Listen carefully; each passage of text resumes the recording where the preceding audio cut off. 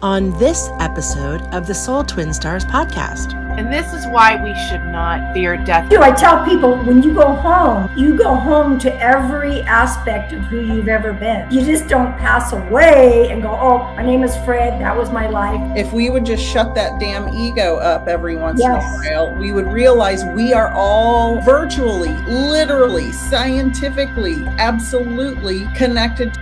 Hi, I'm Lady Shadowe, a witch with much to share, stirring the cauldron with magical self-care. Hi, I'm Peaceful Nik, a medium divine. I chat with the dead and interpret every sign. We are Soul Twin Stars, best friends through it all. From spells to healing, we're answering the call. From moon cycles to menopause and making peace with the dead. We aren't afraid to talk about what's rarely said. So tune in each week to get raw, real, and wise. Let's talk about a spiritual life with absolutely no disguise. Welcome to the Soul Twin Stars podcast, Uninhibited Spirituality.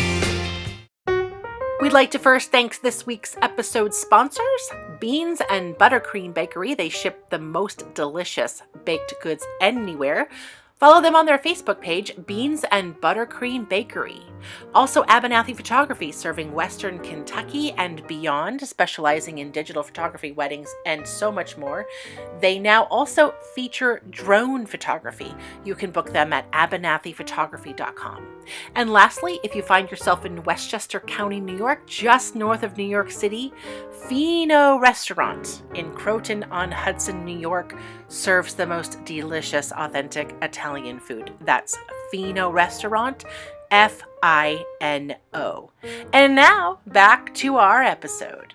Hello, everyone. Welcome back to the Soul Twin Stars podcast. I'm Peaceful Nik, the medium, joined today by the wonderful and amazing Lady Shadowe, as always. And I'm incredibly grateful and honored to be joined by psychic medium Pam Sears. Hello, Lady Shadowe and Pam. How are we doing today? Hello. Hello. I would like to start, because we have a lot to get to. We're gonna talk to Pam for a good while, but I would like to start with divine moments. And I see Miss Bailey's there to say hello. She's the always stealing the show. Sorry, she's the star of the podcast, and I love it. I have a divine moment that I just cannot wait to say. Okay. I've had probably the greatest 3 days of my life. My youngest son and his wife had a beautiful baby girl.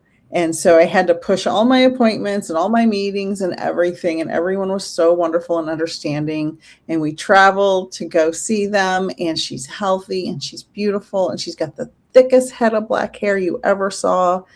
And my older son and his daughter and wife came and drove like 8 hours to come and spend the weekend with them and us. And I got a picture. I'm going to cry. It was the most beautiful, wonderful moment of my life. Like, I'm so grateful for the family that I helped create, and that my sons are so wonderful and such good dads, and my daughters-in-law are incredible women, and I could not be happier. Do you have a picture you can share with the audience or no? No, not yet. I'm waiting. I don't want to step over. You don't want to take that celebrity child and make them more of a celebrity child. Exactly. Both my granddaughters are so beautiful. Of course. Yay!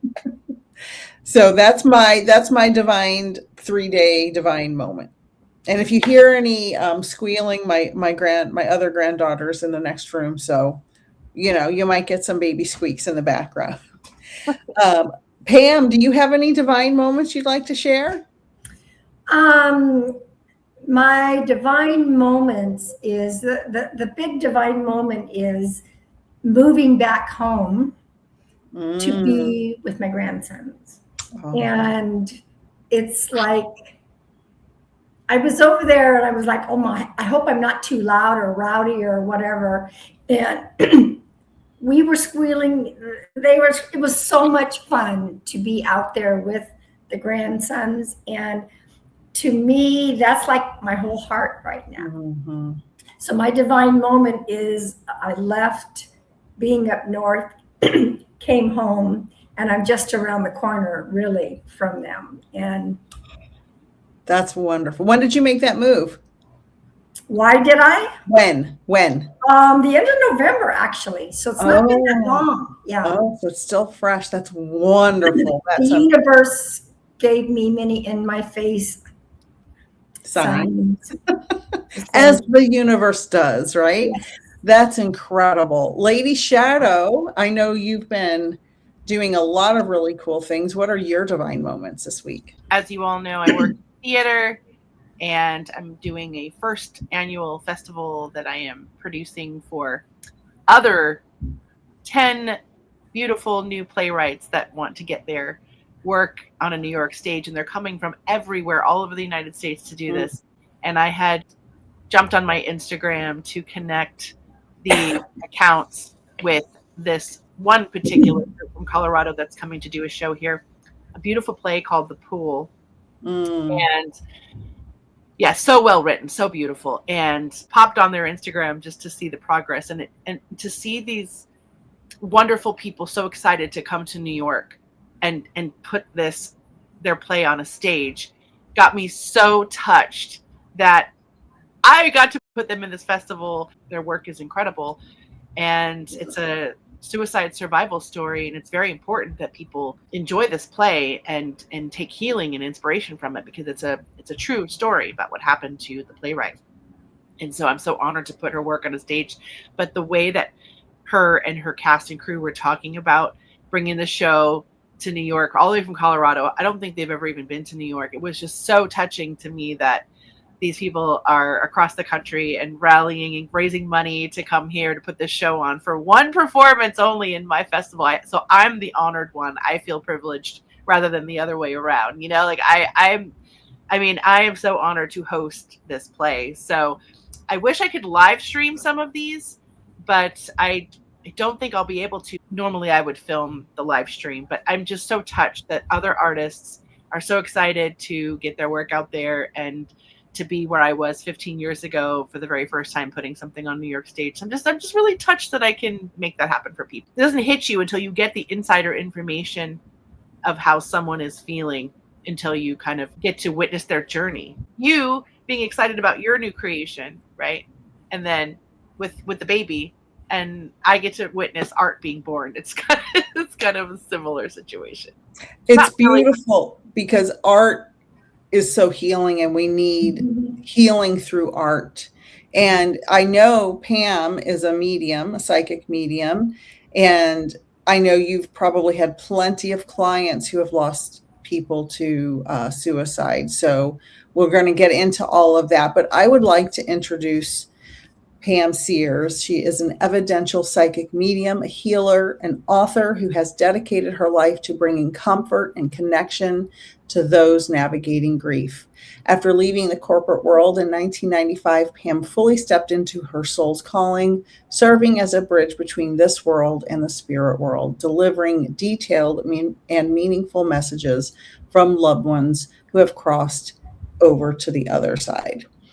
Gifted as a clairvoyant, clairaudient, and clairsentient, Pam provides accurate and evidential information that helps validate the presence of spirit and supports emotional healing. Her work is deeply rooted in compassion, offering reassurance and peace to those seeking connection beyond the physical.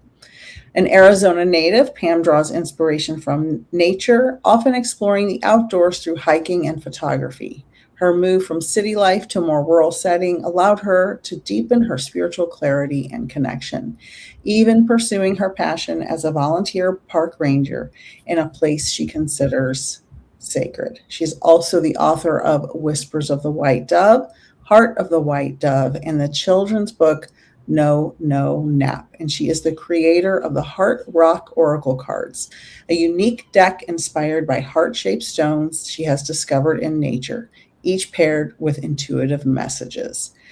Through her work, Pam continues to inspire healing, connection, and a deeper understanding of the continuity of life beyond death. Pam, it is an honor to have you here.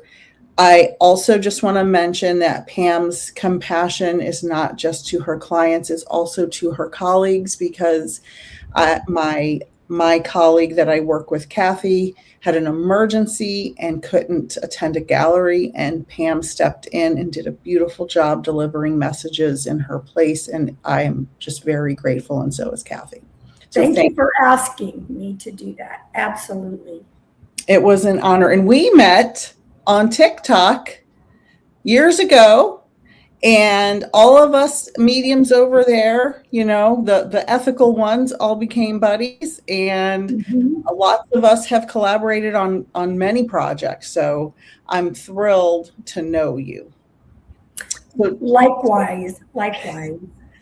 Where would you like to start? Do you want to start when you were, born on a Tuesday in the sunshine, or do you want to start? Actually, I was born on a Sunday. At least I know that aspect. I was born on a Sunday in the afternoon sometime. Start wherever you would like. Now, I do want to. I'm no longer up north doing my volunteer ranger gig because I was guided kind of forcefully to return home, which I have no problem with, but that was a very special 5 years of my life that I was a volunteer ranger. And I loved seeing all your videos out in nature. They were wonderful, and your heart rocks are incredible. Thank you. Yeah, I would love for her to start there. Actually, can you talk to us about your tarot deck? Because I also created a tarot deck, and I know how hard it is to do. Talk to me about the heart rock, how they find you, and and here's the deck right here. There I love it. That's beautiful. And I did something different. I just wanted to square it out. And whenever I would find a heart, this particular deck is all rocks. Wow. And it's like, oh my gosh, where's all this coming from? And when I would see the rock in nature, the message was downloaded immediately. Yeah. So the front is the card and the back is the intuitive message. I like that. And I didn't do the deck for the longest time, but I had the pictures, I had everything written with each of the hearts, and then Spirit said, it's time to do a deck. Every time Spirit's like, Pam, it's time to write that book. Pam, it's time to do your deck. And I'm like, I can't. It's like, yeah, you can. So I'm very proud of that deck. And I had a beautiful person who designed, on the cards. And it's lovely. It's lovely. And it's a daily, I just tell people, it's just a little Heart Rock Oracle deck. You just pull a card daily. And, if you end up wanting me to pull a card for the three of us, at some point I can do that. And where would anybody find that deck to purchase that? I don't have them on they're listed on my site, but in order to order them, you would have to just email me or send a contact form from my website, or email me direct. So we can do it that way. Perfect. And we'll have all of her information in the show notes wherever you're listening or watching. That's been a few years now, so I don't know if I'll do another deck. Go by guidance. Yeah, you got to follow Spirit. Spirit leads us into some incredible places. And I just want to talk about, I know your life has had so many challenges, so many interesting events, so many ups and downs. And I believe truly Spirit guides us through these trials, tribulations, and climbing mountains and falling down hills to bring us to where we are in this very moment. And you have had a battle with cancer, a battle with addiction, a battle with SA. You have had a lot of battles. And instead of necessarily going into the deep, dark details of every part of that, walk us through the journey that took you from addiction, abuse, and cancer. Kind of walk us through your background leading through those three major events and into how that molded you as a healer. You know, in regards to the essay, you know, I was married twice, so the first marriage didn't go well. I mean, it just wasn't. Yeah, I hadn't done any healing at all. So, and with the second marriage that also ended, not abruptly, 13 years later, I finally realized that I needed to go and work through some things. That layer of that onion was coming up. And I had a beautiful therapist who said something to me that helped me on a new path that I started. She said, you had some horrendous things happen to you, but you also got strength from that journey. Now, how do you wish to proceed forward? Do you want to go do something different and help other people? And it popped right in because I've always loved children. Ever since I was little, I somehow knew I was supposed to work with children.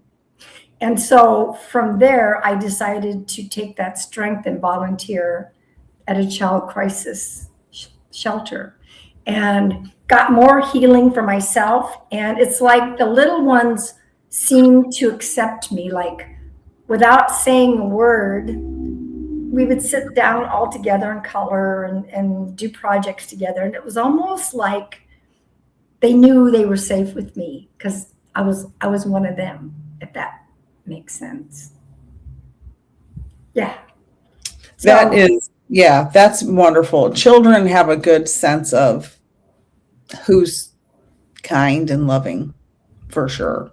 And it was kind of cute because when I walked in, I was in the toddler house for a while. And when the workers would start dinner, we volunteers would play with the kids and things. And someone in the kitchen of the house said something, and I said, "Oh, shut up," just joking. Mm-hmm. And the little 4-year-old came up to me and he goes, "We don't say that. We're here. And you need to go sit over there in the timeout area." Of course, that chair was about. And it was just right. Like, you go sit. So I was put in timeout by a 4-year-old. You know, most adults would love to be put in timeout for a few hours. They need to be put in timeout. They do. They need to be put in timeout. And during that time, I was still in the corporate world. So I hadn't yet done into the new journey of mediumship. Mm-hmm. So that was a focus for me. And I was also put on foster care review board. So it was a little bit of everything while I was a part of that corporate world that I'll just share the fact that I knew that I didn't belong there anymore and I didn't want to be there anymore. But I was going through my second divorce. I had my little children.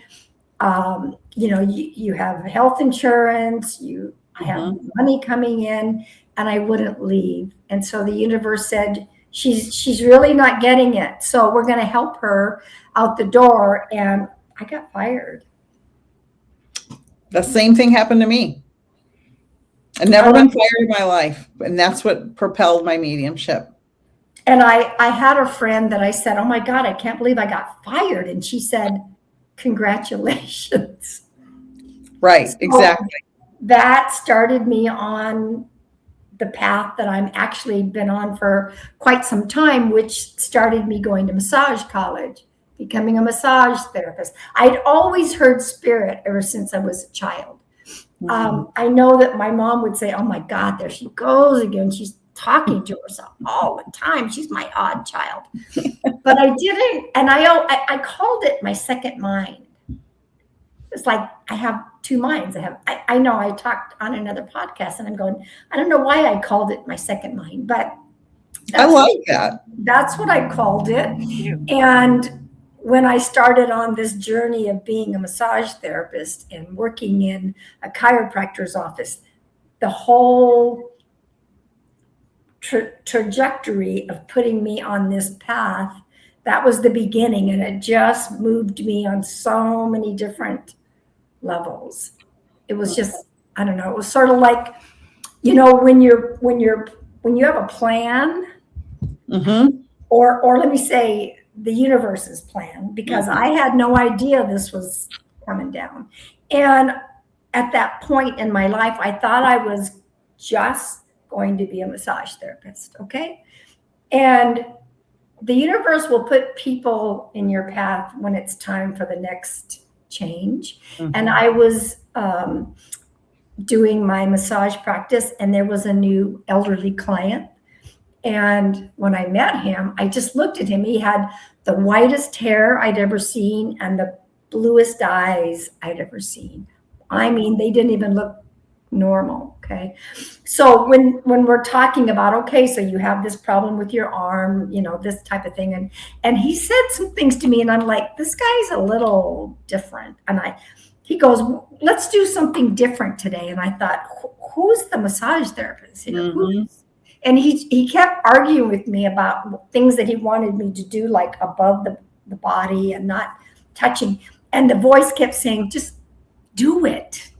Listen and just do it. So I began to listen. He's like, put your hand over this area, no touching. When you feel the difference in the energy, move that energy out. And I was just like, I'm just humoring this old man. I don't know what I'm talking about.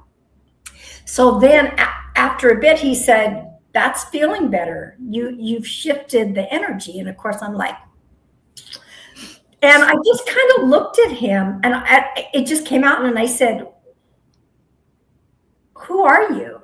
And he smiled, and he says, I'm just a traveler. And then he said, I'm a traveler that's here to tell you that it's time to do your work. That was the healing work. That was I wish all of us had an angel that shows up like that and like really puts in you that moves you to actually make a change like that. Imagine the world, how different it would be if angels were put in our path that clearly, and then we actually listened and paid attention. Right. And I think it happens for a lot of people, but they don't realize that it's happening. Yes.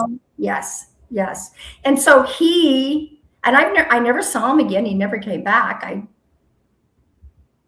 I don't think he was from around here. Right. That was my first thought when you were explaining that. And I know Lady Shadowe's brain is going click, click, click, click, because she's up on all that stuff too. So that put me on to this, not just a massage, doing actual healing work. And, and I'm in my mid 30s, almost 40, when this started happening. And then Spirit began to say, we want you to incorporate all of this, including messages. And I was like, you guys are overwhelming me. I don't know what you're talking about. Right. I just used that for my own purposes. That other mind wasn't for other people. Well, I did help friends. I wasn't doing anything professionally, but I would give messages and such. And so then I began to incorporate my psychic mediumship work in with the healing and in with the massage. They got a little bit of everything. And that kind of started me on, that still wasn't social media, but do you guys remember the old MSN chat rooms? Yes. I never was in them, but I know people who were. Yes. My first time doing things professionally on a social media platform is I found myself in a chat room. I don't even know how I got there. And the next thing I know, I was bringing this message from this woman and his husband. And wow. It was sort of like, how did all that happen? I don't understand. But anyway, so, we're that next phase, that next stage. And so people say, well, where did you get all your training and development? Well, at that point, there wasn't any training. There wasn't any development circles. It was me and my guides, really. That was it. Right. Because that was what, 30 years ago or so? Yeah, there was no internet really. And if you tried to find anything like that, it was in the back of a weird magazine that you didn't want laying around your house. Maybe Lady Shadowe wanted it laying around her house. I know that Fate magazine. You used to send me some weird magazines. That was one of them. I was actually in that with a similar story to Pam well, you remember the lights. Mm-hmm. That's where that was published, Nicole. Our story about the lights that night, where Nicole actually witnessed something very paranormal. But it's so true that you had to rely on the stranger, right, that comes in and tells you this, and then you're like, well, do I lead my life forward based on that experience without any other way to research or especially in this realm, it was really word of mouth or connecting with other psychics Correct. Yeah. Correct. Yeah, and you wouldn't know if the person was crazy or you still don't know unless you watch them on social media. You're like, oh, that person. Yeah. That person's cool. That person's maybe not so much. But Pam is the best. I love watching your live streams. You do so much healing. For your mediumship, when did you have a moment where a spirit dropped in and you were like, oh, this is mediumship? Or was it just a slow transition? Did you have a light bulb moment or was it a slow transition? That evening, I'd always had things coming out of my mouth and my kids, and the friends would be like, where did that come from? And it was that night on that chat room on MSN where there was a young widow and her name got illuminated to me. And I'm like, that's how I know when I mean, at that point, I didn't know why that was happening. And then I wasn't even thinking, but typing, and next thing I know, things are coming for her. And it was her young husband coming through. And of course, I'm thinking to myself, there's this dead person that's talking to me. Right. I don't believe this is really happening. Okay. Right. And then the one thing that I've never forgotten is he said, tell her our song, which was that old song by Bread, Baby, I'm a Wantcha, Baby, I'm a Need Ya. Yeah. And when the woman said, oh my God, that was our wedding song. Then you knew. Yeah. And I remember staying up all night like, what the F? Right. Right. I mean, before I was more private with things, except for just people in person and friends and that kind of thing. And so I knew that was something, but it was almost like my body knew. It was like my body knew this. It's time. It's time. Yeah. Mm-hmm. So the readings you give now, so then it was chat room readings and probably practicing and helping, and eventually you're able to, get donations or do this full time to pay bills and all that great stuff. Now, when you do readings, do you do like gallery style? Do you just come on and have, like John Edwards is just off the cuff and give messages, or do you just do one-on-one? Like what would be? I do a little bit of everything. Okay. Most of my readings, because I do it all around the world, is through Zoom. Okay. So most of that is through Zoom. Since I have moved back to the big city, there are some people, and I'll have to share what happened with this client. Is some people want it in person, and I'm okay with that. I don't have an office. We go find a beautiful little restaurant with a back booth or something like that. And I have done, and I'm getting ready to hopefully plan some more stand-up gallery sessions. I did most of them up north. And then, going on social media, I have my YouTube, I'm very busy, TikTok, I will go on and, I'm sure you guys understand there are two ways. You can go direct, meaning spirit's going to light somebody's name up to me. or indirect, meaning a spirit's going to show up. We're going to figure out who it belongs to. So I do a little bit of everything. Now, this recent, and I did a video on it because I got her permission. Now I understand why we were meant to meet in person. And just to make a long story short, she had a coworker that was always annoying, in a funny way, annoying her, going by her office, giving her grief. And this particular day, she shooed him away because she was like really, really busy. I don't have time to talk to you right now. Well, he died the next day. And because she remembered seeing a look on his face she'd never seen before, like kind of disappointed, you know? So she carried a lot of guilt in regards to that. And she goes, I was hoping he would pop in. And as soon as we were talking, because she had already had other family members come through, he was like the last to come through. And we were talking about him, and her and I were both batting this insect away. In the restaurant, was flying around, and we were both shooing it. And then I heard laughter, and then he said, I'm always going to annoy her. Wow. Amazing. I'm always going to annoy her. And then we realized that's why we met in person. He wanted her to see physically that he was around her. It was like, you know, I know you understand, Nik, we get our own aha moments. Like, oh, yes. Yes.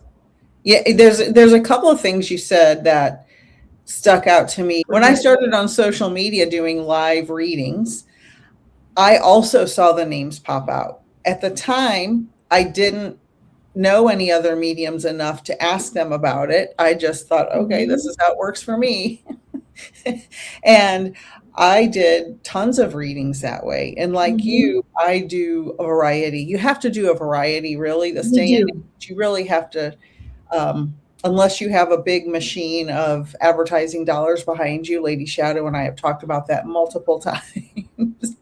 Because you've got very famous people that do our type of work and other types of work who are, you know, some are great, some are average, some are okay, but they have that machine behind them, that promotion machine. And I know mediums like you and Kathy and several other mediums I've worked with who are absolutely stunning, incredible mediums. And it's like, if only everybody had those advertising dollars behind them. But then you think, do you really want all of that pressure? No. Yeah. You know, my team is like, okay, she's listening. We're going to, you know, my team, and it's like, they know my boundaries. They know, you know, everything. Like people say, well, don't you just go up to people in public and just start spewing things about their dead aunt? No, that's not ethical. We don't have any consent with that. And so, I mean, I've seen certain mediums go out in public and say, well, because I had to go give that message. But then you saw certain people who didn't handle it well. So you don't just go out and do that. And it's like, you know, the universe is like, we're going to have you do your way. And, you know, word of mouth referral is awesome.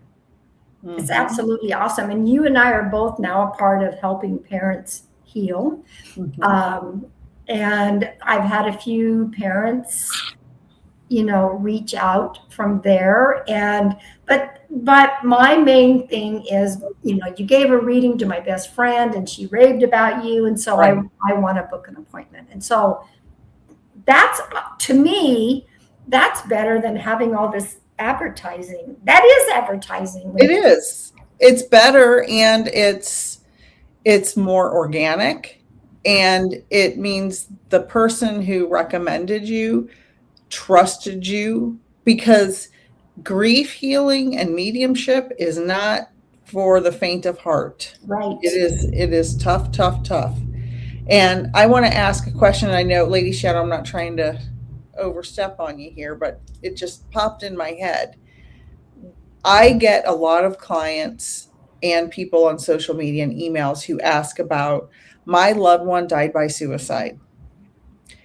Can you tell the audience who are worried about their loved one who died by suicide, what is the information you've gotten from your guides and in your readings when someone passes in that way? So first off, when you've got some of these quote unquote psychics saying your loved one didn't cross over because they unalived themselves, they're in the dark, they're stuck, that's bull.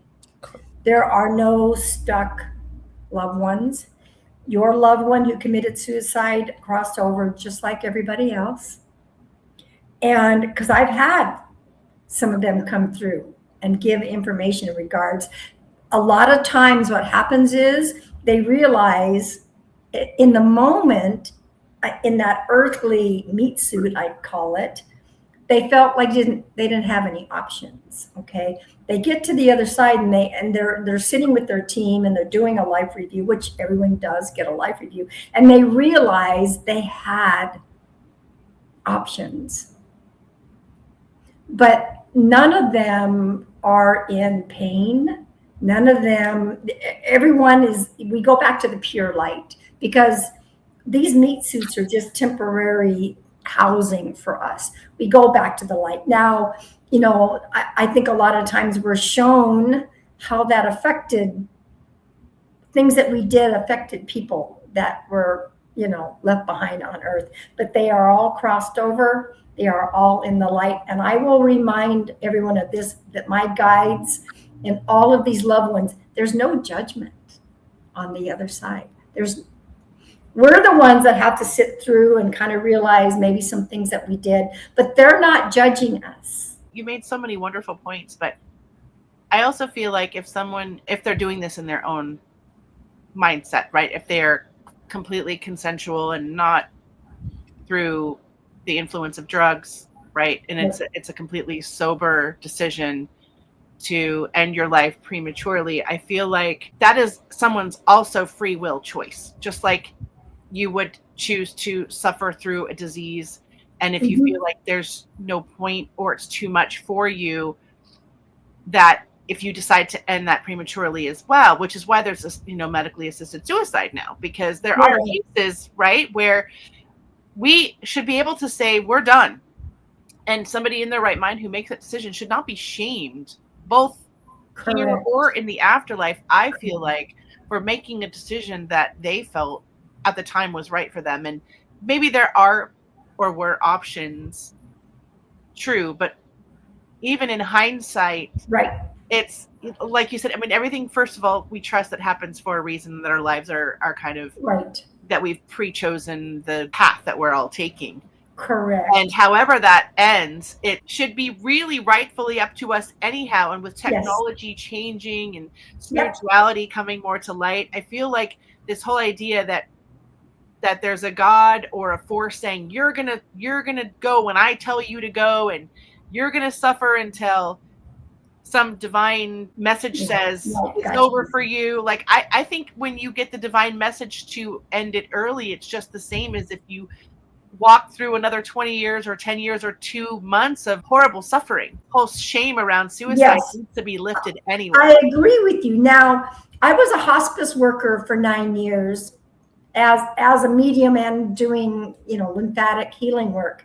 Arizona, unfortunately, doesn't have that law, but I'm trying to do my part in getting that changed, because I saw so much suffering that didn't need to be done. And you're right. We have, especially the ALS, it's our journeys, it's our bodies. And like they use that term, we euthanize our pets so they don't suffer. Exactly. And we have a right to make our own decisions. So anyone that chooses to do that, even if they were depressed or on drugs, however that is, they made that choice, and everyone is in the light. Everyone goes home, everyone's in the light. And so the hospice work taught me an awful lot about that, as well as validating when we pass, the room is filled with loved ones. Yes. And my father actually did this, and he planned it for years. He didn't believe in the medical system because he felt that it was a torture chamber.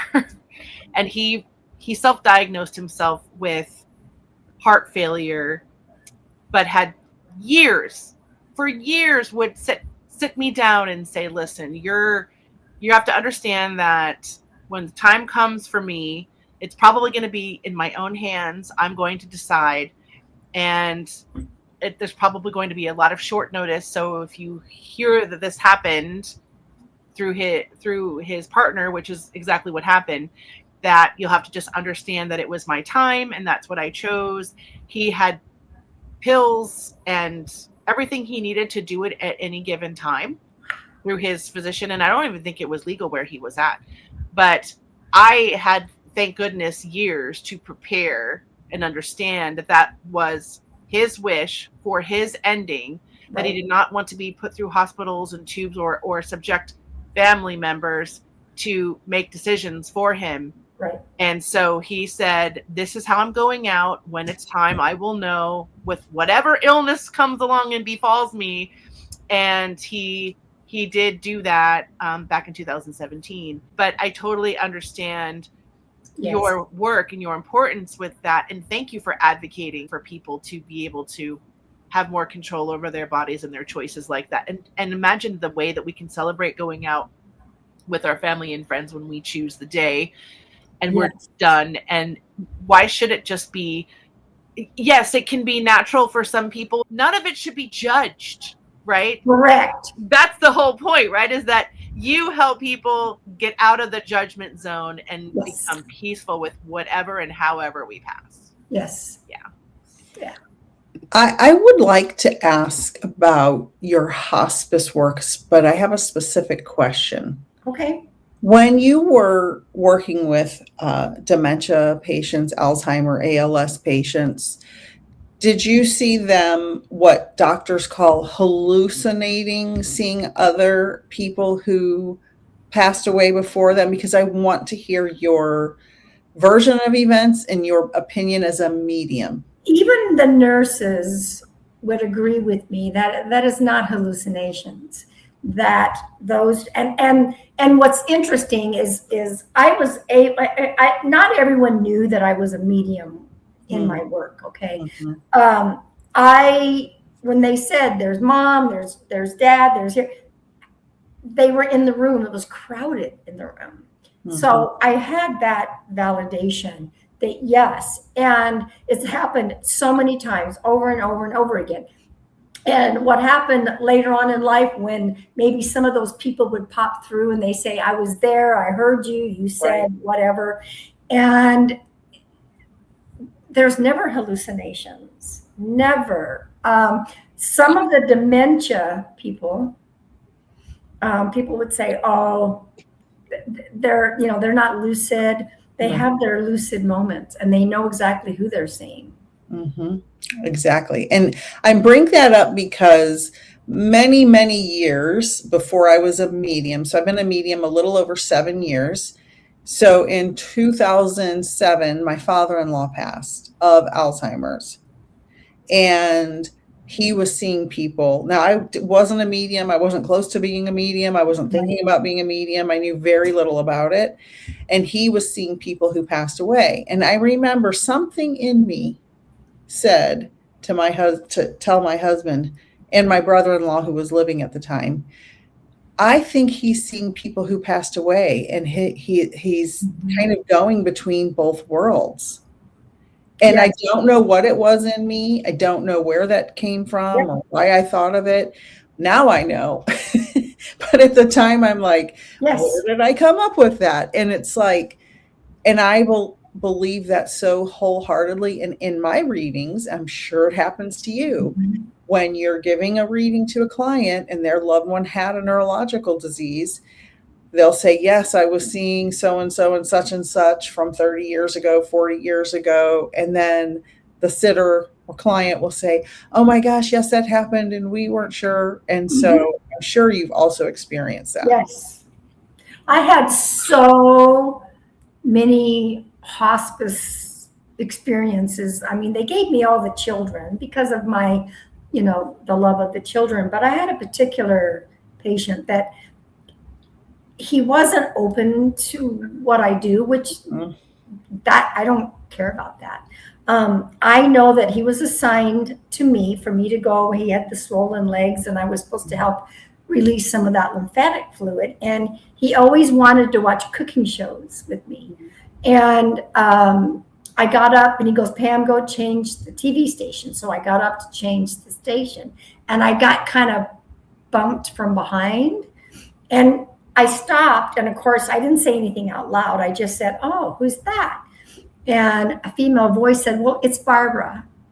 Wow. I'm like, okay, all right. So I turn around, act like no big deal, start working on his legs. And he said something to me. He said, hey, did I ever show you a picture of my wife who passed 5 years ago? I said, you didn't. He brought out the picture and he goes, here's my wife, Barbara. Wow. Yep. A week later, he went home. He took his new journey. So she was letting me know, I'm here to take him home. Yep. So beautiful. Amazing. So beautiful. And this is why we should not fear death. We spend our lives, I think, fearing these moments. And what you ladies do is so important, because I think it takes the fear out of our own transition and our own mortality. And if we can live life with just a little less fear of all of that, imagine how it would change. I mean, look how it changed all of us doing what we love for a living, right? Yes. We listened and we realized that everything is temporary. And so while you're here, make the best of it. Yes. That is so important to every time I hear a story like that, I like that little leftover fear in your mind about death just goes away. It's amazing. Now, I have absolutely no fear whatsoever. I mean, I want to hang out for a while. See the grandbabies. But if the universe says time to head home, I mean, when I started that cancer journey, it put things in a little bit different perspective. But, it was interesting because I was on the cancer journey while I was a hospice worker. Wow. And I remember the hospice doctor saying, Pam, I want to tell you something. Nobody would ever know. You just came, you did your work, you had a little smile on your face, and you didn't. Well, no, that wasn't my purpose. My purpose was to bring comfort to people. And so I kind of had a different idea and thought process on the journey than some people.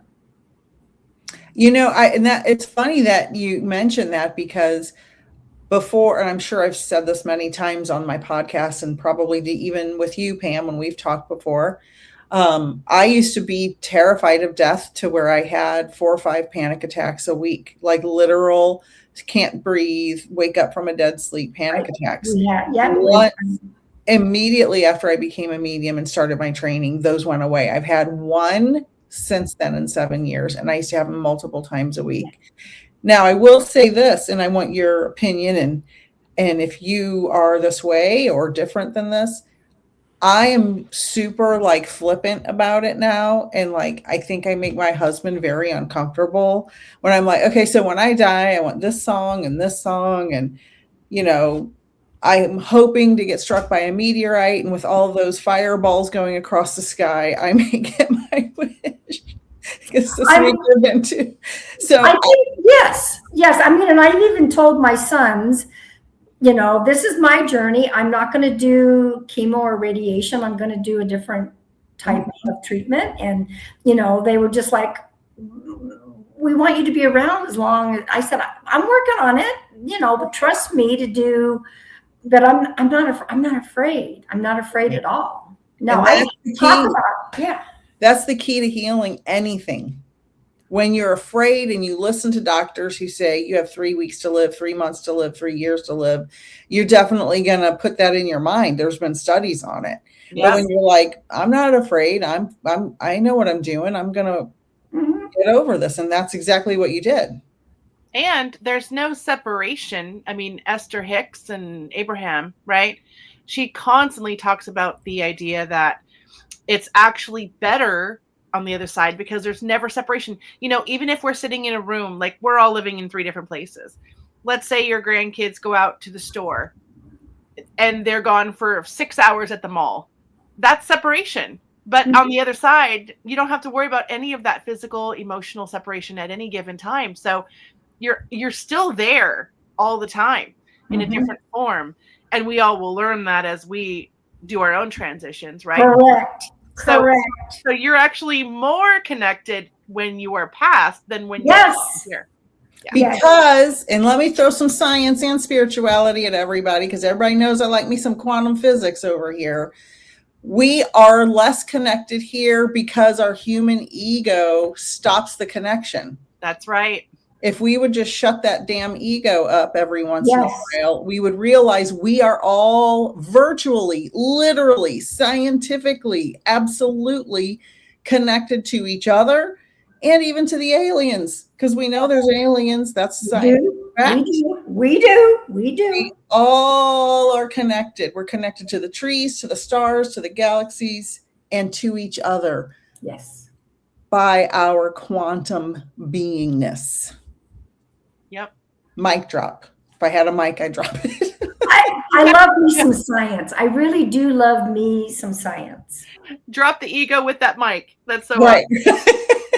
Well, Pam, tell us about this book that you wrote. I'm really curious about that. She has several books. Yes, tell us your favorite one or your most. Well, over the years during my journey, I've written a lot of poetry. So I didn't plan on publishing, and then the first round of cancer hit, and then I thought, I don't know if I'm going to be here in a year. I'm going to put all my poetry together in themes and publish them, thinking nobody cares about poetry, but actually that's not true. Don't get canceled like Chalamet did this week. That's right. And then the second time the cancer hit, I realized I've been putting off the second book, which is the hospice stories, the cancer journey, some spiritual short stories. And so the heart of the white dove, and of course the white dove is just a past life name that I had that resonate. And then Spirit guided me to write a book for my very own grandson about meeting his own spirit guides. I love it. That's so amazing. It's like, he doesn't want to take a nap. He's in timeout for having a temper tantrum. And then the lovely thing is there he is, all of his spirit guides. I love that. And they help him understand why naps are important, how to say sorry to mom and dad. And so that parents can understand, I have a page dedicated to the parents to be open. And of course, my second grandson, Leo, that's my fourth book. It's his very first field trip to a sacred place, which is where I've been volunteering. That is currently with the illustrators. So that'll be published hopefully by the end of May or beginning of June. So I love it.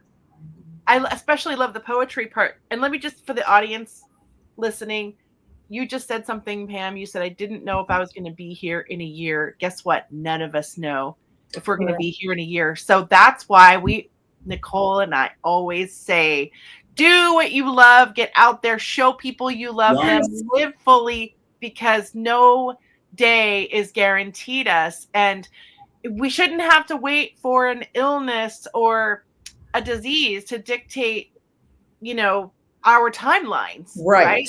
So it's so important no matter where we are in life, and no disrespect against your journey. Pam, No, you're absolutely right. I had people thinking that I was nuts for just living my full life when they chose a victimhood. That's right. Of their journey. And I'm like, no, I'm not a victim. Yeah. I'm acknowledging the journey. I'm working with it, and I'm living my life. That's right. Yes. That's right. And how far along were you in your journey before you decided to say, you know what, I'm done. All this stuff happened to me. I didn't choose. When did you take your power back, and how long have you been living in that power since all that happened? Oh gosh. I took my power back when I graduated massage college and started a whole new journey. Walked out of a house with 2 young sons. How old were you? I'm curious. 39. Wow. Maybe. with 2, yeah. That's Wow. when I took my power back. How liberating did that feel? I know. That's amazing. Incredible. So What do you say to people who are, I have two questions, who fear death and who may have some type of terrible diagnosis and they don't know how to navigate that with taking their power back? You know, I try to remind people, this is not our home. Mm-hmm. This is not our home. We are on a very temporary learning, maybe kindergarten through 8th grade. This is not our home. Some of us get to 8th grade. Some of us get Some to of 8th us don't get through pre-K. Right. But this is not our home. And our spirits, our soul, our essence, it's so humongous, so expansive. There's no way that this meat suit can contain everything. And so when it's that time, we just go home. We go home and then we're everywhere. You might feel you're stuck in a hospital bed because you're not able to walk, or you're not able to do whatever. When we go home, we're everywhere. Everywhere. I tell clients that all the time. They have a hard time understanding, and this is great to kind of wrap up towards the end here. Our loved ones are there anytime. Anytime you think of them, anytime you see a picture of them, anytime you say their name, because they're everywhere. Yes. We're not, and I say this all the time, heaven is not far away out there. It's just an intertwined dimension right here. We could have dinosaurs in our living room and not see them, Correct. right? Our loved ones, because of the quantum nature of the universe, and our soul is a quantum thing, it's here and there and all over in the Andromeda galaxy, in the center of the universe, which is not really a center of the universe, but that's another podcast. In grandma's house, and your grandchild's house, and auntie's house, everywhere. It does. The Taj Mahal and the Great Wall of China and the Golden Gate Bridge. You can be anywhere and in any time. That's the other thing. Our souls aren't just coming here to see you right now in 2026. They could go back to 1842 or 2587. It doesn't. And I do. I tell people, when you go home to every aspect of who you've ever been. You just don't pass away and go, oh, my name is Fred. That was my life. But no, you go back and you become the sum of every lifetime that you've ever experienced. Yes. Right. Yes. You go back to your oversoul. Which includes all your lifetimes. And so that's the other question I get from clients. How can you talk to my grandpa who died if he's already reincarnated? Because the soul isn't just one little thing. It's correct. This huge Correct. oversoul. Think about it. These meat suits are so, I would say the word fragile compared to who we really are. They cannot contain our entire essence. They would explode. Yes. So when we're always on the other side, part of us, so somebody can reincarnate, but we're still going to have that aspect of us on the other side. And in my opinion, I mean, it's just something I've always believed. Maybe there's fragments of us on other dimensions as well. Yes. Absolutely. And the multiverse theory also, yes, a real scientific theory, is a proponent of that as well. And Lady Shadowe and I have talked about the fractals many, many times on this show. Lady Shadowe, any follow-up? I'm just honored to have this conversation. I think we hit on so many wonderful points, especially for the audience listening. We gave them lots of nuggets to think about and chew on. And I am so impressed with your books, your creativity, with your poetry. And that children's book is amazing. The tarot card deck or the oracle deck is absolutely phenomenal. Just thank you so much for coming on, sharing your wisdom and your story and your enlightenment and some more lesser fear about the other side, and everybody needs to hear that. If we just practice a little bit of that, chipping away at that fear and that ego every day, then we all can live just more fuller lives. And thank you for having me on. Anytime somebody wants to talk about spirit in the afterlife, I'm right there. So thank you for having me on. Oh, thank you. Thank you. It has been an absolute pleasure, Pam. I look forward to sharing more collabs in the future. Lady Shadowe, love to all of you. And we will see you next week on the Soul Twin Stars podcast. Thank you, everyone. Thank you so much for joining us this episode for the Soul Twin Stars podcast. Find us on our podcast Facebook page for Magical Mondays live at 8:30 p.m. Eastern, where we will help you magically slay your weekdays, and for awesome giveaways. For more information about what other spiritual things Nik and I do and offer, visit peacefulnikthemedium.com. That's Nik with just a K. Or to connect with me, Lady Shadowe, soulsandspirits.com is the place to go. If you want to be a guest on one of our shows, we would absolutely love that. Contact us at soultwinstars@gmail.com. See you next Friday on Spotify, Amazon Music, iHeartRadio, Apple Music, Facebook, and on YouTube. Sending you all so many blessings. Thank you so much for joining us, and until next time, know that you are all cherished.